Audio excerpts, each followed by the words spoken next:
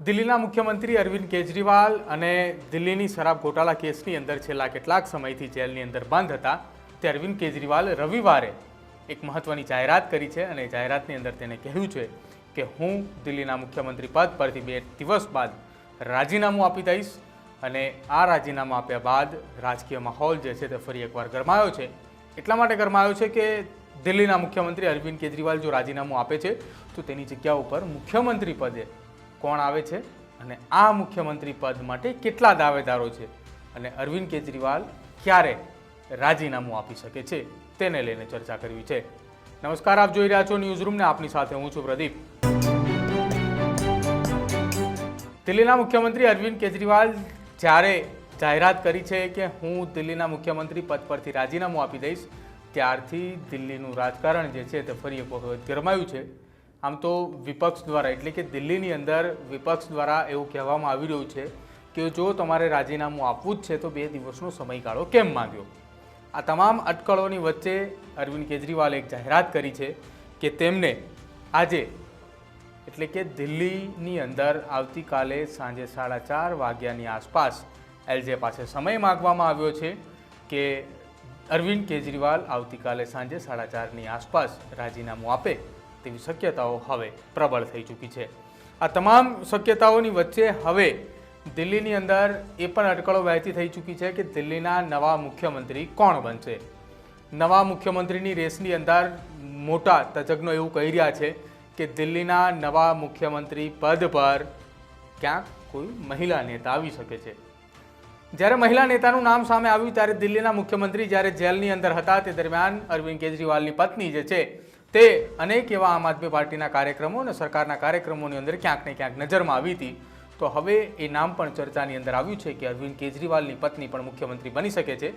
બીજી તરફ એક ખૂબ જ મહત્વનું નામ આમ આદમી પાર્ટી તરફથી ચર્ચામાં આવી રહ્યું છે આતિશીનું, કે જે દિલ્હીની અંદર હાલ દિલ્હી સરકારના મંત્રીમંડળની અંદર મંત્રી છે। 14 જેટલા ખાતા પણ તેઓ સંભાળી રહ્યા છે અને સાથે સાથે શિક્ષણ મંત્રી પણ તેઓ છે। અને જ્યારથી અરવિંદ કેજરીવાલ, મનીષ સિસોદિયા આ બંને દિલ્હીના મુખ્યમંત્રી અને નાયબ મુખ્યમંત્રી જ્યારે જેલની અંદર હતા ત્યારે દિલ્હી સરકારની અંદર સૌથી વધુમાં વધુ પ્રબળ નેતૃત્વ અને પ્રબળ કામગીરી જો કોઈએ કરી હોય તો તે આતિશી દ્વારા કરવામાં આવી છે। ક્યાંક એટલા માટે જ આતિશીનું નામ જે છે તે નક્કી કરવામાં આવી રહ્યું છે અને આતિશીનું નામ નક્કી કરતાની સાથે જ હાલ રાજકીય પાર્ટી એટલે કે આમ આદમી પાર્ટીની અંદર ક્યાંક એ પણ ખટરાક ચાલી રહ્યો છે કે આતિશીની જગ્યાએ અમારું નામ કેમ નહીં। ક્યાંક અલગ જૂથવાદ ના થાય, ક્યાંક એ અલગ કોઈ અન્ય સંગઠન ના ઊભું થાય તેના માટે દિલ્હીની અંદર આમ આદમી પાર્ટી દ્વારા અલગ અલગ જગ્યાઓ ઉપર નક્કી કરવામાં આવેલી બેઠકો છે એટલે કે છેલ્લા 2 દિવસની અંદર જે બેઠકો ચાલી રહી છે આ 2 દિવસીય બેઠકની અંદર એ નિર્ણય લેવામાં આવ્યો છે કે અરવિંદ કેજરીવાલ આવતીકાલે 4:30 વાગ્યાની આસપાસ એલજેની મુલાકાતનો સમય માંગ્યો છે અને મુલાકાત દરમિયાન રાજીનામું આપશે અને આ રાજીનામા બાદ મુખ્યમંત્રી પદ માટે 2 મહિલા નેતાઓના નામ ચર્ચિત છે। હવે જ્યારે આ બંને નેતાઓના નામ ચર્ચિત છે અને ત્યારે એવું કહેવામાં આવી રહ્યું છે કે જો આતિશીનું નામ નક્કી કરવામાં આવે છે તો દિલ્હીની અંદર મજબૂત મહિલા નેતૃત્વ ઊભું કરે એ પ્રકારની વાત પણ જે છે તે સામે આવી રહી છે। બીજી તરફ હરિયાણાની અંદર ચૂંટણી છે અને એ ચૂંટણીને જોતા જો આસિતીને મુખ્યમંત્રી બનાવવામાં આવે છે તો દિલ્હીની સાથે સાથે હરિયાણાની અંદર જે ચૂંટણીનું આયોજન છે એ ચૂંટણી દરમિયાન ક્યાંક મહિલા નેતૃત્વ અને ફાયદાની વાતને લઈને અરવિંદ કેજરીવાલ પણ ત્યાં મેદાને ઉતરી શકે છે અને ત્યાં પ્રચાર પણ કરી શકે છે।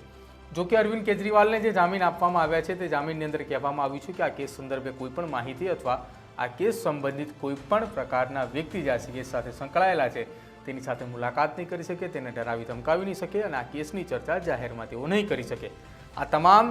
વાતોને લઈને અરવિંદ કેજરીવાલને જામીન આપવામાં આવ્યા છે અને હવે આ જામીનની વચ્ચે આવતીકાલે દિલ્હીના મુખ્યમંત્રી અરવિંદ કેજરીવાલ રાજીનામું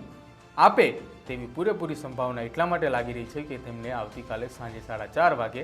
એલજે પાસે મુલાકાતનો સમય માંગ્યો છે। આપને શું લાગી રહ્યું છે, દિલ્હીના નવા મુખ્યમંત્રી કોણ બની શકે છે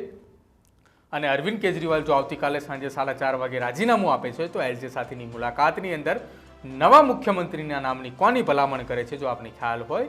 તો આપ અમારા કોમેન્ટ બોક્સની અંદર જરૂર જણાવજો। અમારી ચેનલ ન્યૂઝરૂમને આપ આજે જ લાઇક કરો, શેર કરો સબસ્ક્રાઈબ કરો.